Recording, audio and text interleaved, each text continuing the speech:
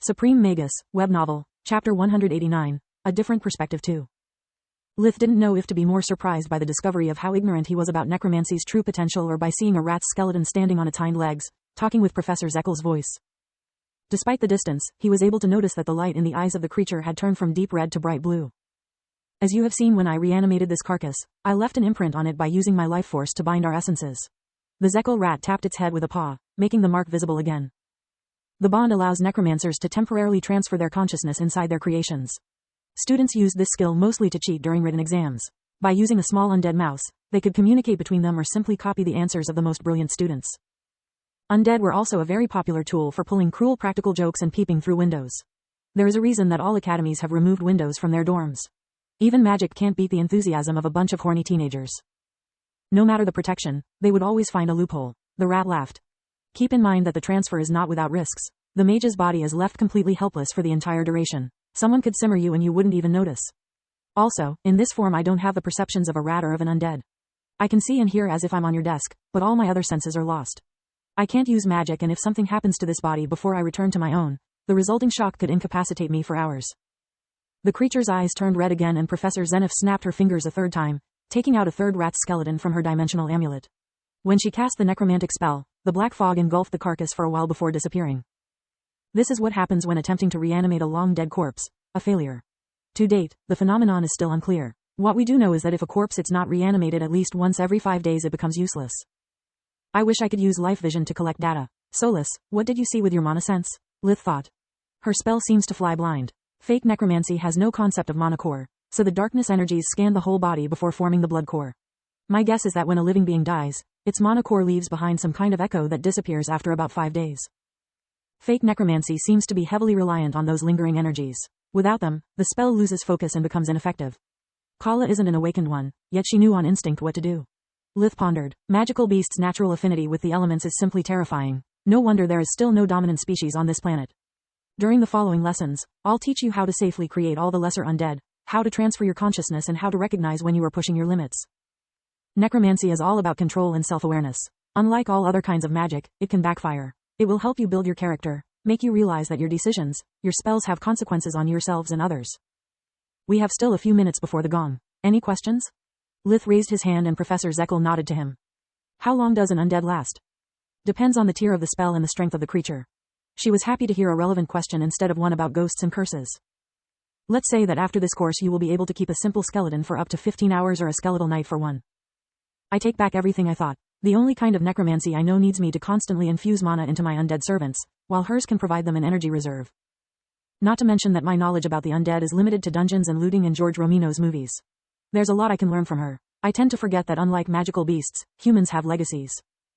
I can merge their hundreds of years of experience with what Kala taught me to create my version of necromancy, something stronger than the sum of its parts.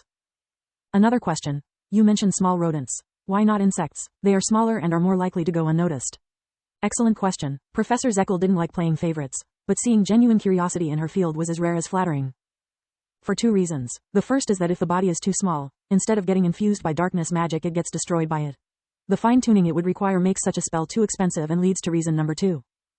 Even if one manages to succeed, the stored energy would last only for a very short time, making the creature useless. Lith still had more questions, but the gong resounded, forcing him to stop. That's all for today. Dismissed. Since they had yet to receive the books for the 3rd trimester, Lith's group split once outside the classroom.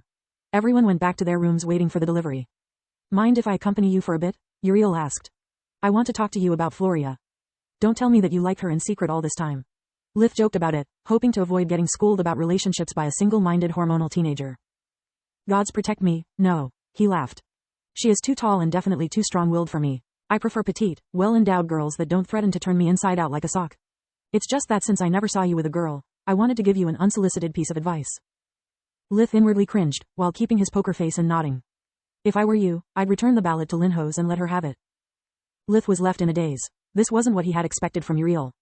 After the 2nd exam, Floria is second-guessing her life a lot. I know it because I lived under her roof until the academy started again. I don't know if Rudd will manage to get Lucard expelled. His father is a powerful and well-connected man. Even if he does, it's only a matter of time before people start talking about you too, and that would put a second target on her back. Everyone knows you have a ballot, so you can always bluff your way out of trouble. Not to mention that you are incredibly strong. Uriel winked, referring to Lith's shared secret.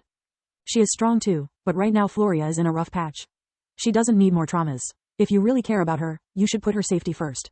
A year is a long time, many things can happen. Who are you and what did you do to Uriel? Lith replied, raising his eyebrow in disbelief, making his friend laugh. It's just that her future is not set in stone. She can change her path anytime, and I believe Floria needs peace and quiet to not rush her decision. I really envy her for that. Uriel sighed. Since he seemed to need to take something off his chest, Lith didn't interrupt him. You know, the reason why I may appear so shallow at times, it's because I'm just like Floria, trying to enjoy the little time I have left to its fullest. Don't get me wrong, unlike her I will not put my life on the line every day, yet I will be chained by my responsibilities towards my father, my subjects, my wife and children. You're what? Lith was flabbergasted. Man, even before I started the academy, I was already betrothed. I know who and when I'll marry since I was 10 years old. Do I know her? No, she's not a mage. It's a political marriage to join my magically talented household to an ancient noble family. Everybody wins. After we graduate, I'll become my father's second in command for a couple of years. Then marriage, and I'm expected to have at least a couple of heirs by the age of 20. As I said, Floria's future is not set in stone, but mine is. I understand better than anyone else how it feels being trapped. You and me both. Lith inwardly sighed. Maybe it will not work between you two, but you can still learn something from each other. Promise me you will think about it. I will. In a remote corner of the Blood Desert, the three guardians had met in person for the first time in hundreds of years. Even though they had turned into their human forms and were suppressing their auras as much as they could, it wasn't enough. The earth below trembled slightly while the skies thundered. The world seemed to be scared by their assembly and was trying to break them apart once again. I hate to admit it, but you were right, Solark said. She had taken the appearance of a young-looking woman, with silky black long hair, emerald eyes and a bronze tinge of skin so clear it seemed to shine under the morning sun. She wore the same white clothes her tribal leaders, the feathers, did, but with no turban, allowing her hair to graze the ground.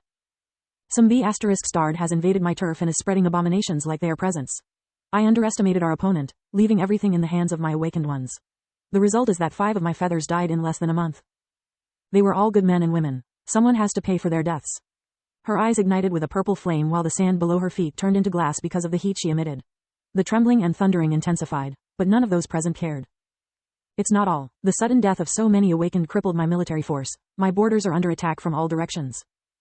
I'm not responsible. The truce with the Griffin Kingdom still holds. Tiras said. Me neither. I control nothing in the Empire, but my apprentice would have told me before making such a move. She knows how much is at stake. Li Gan shrugged in annoyance. I'm not blaming you idiots, but myself. Solark roared. Clearly the culprit has made sure that all my enemies knew about my weakness, otherwise the neighboring countries could never set up a coordinated attack like this. They are ruining years of hard work. Her delicate feet stomped multiple times, shattering the glass, the land, and causing a minor tremor, around 3.0 on the Richter scale. Then why did you summon us if you knew we are innocent? Tiras already had a headache from having to stand Solark's temper without the possibility of bashing her head. Because I know who did it and where they are right now. If this was just about killing, I would have done it myself, but I want to take them alive and make them talk. I need you to prevent them from escaping. I'm fine with it. I had nothing to do this evening anyway. Li Gan yawned, giving her a thumbs up. With a snap of her fingers, Solark warped them hundreds of kilometers away, in the proximity of a small mountain range. Like most of her kingdom, the landscape was barren, too barren even for a desert. The B** must have taken its sweet time here. Even the mountains are crumbling due to the void of world energy. Solark snorted. Seal the space around here, I'm going in. Tiras and Li Gan operated their magic their own way. A guardian was attuned to the planet, to the point that even their simplest act was magic. Tiras started to walk, countless runes of power spread in the air and the ground with each step she took. Li Gan was feeling nostalgic, seeing both his friends moved his old heart. The dragon started to sing with a tenor voice. Wherever the song reached, the matter would be bound to the dragon's will. Show off. Tiras smiled, singing along in a counter melody. Their voices filled the air with mana, making flowers bloom from long dried up seeds and water gush out of the ground. The guardians were only sealing up the space. Life was just a byproduct of their joy from being together. Well, at least there will be a lot of rain this year. Solark grumbled while entering the underground maze.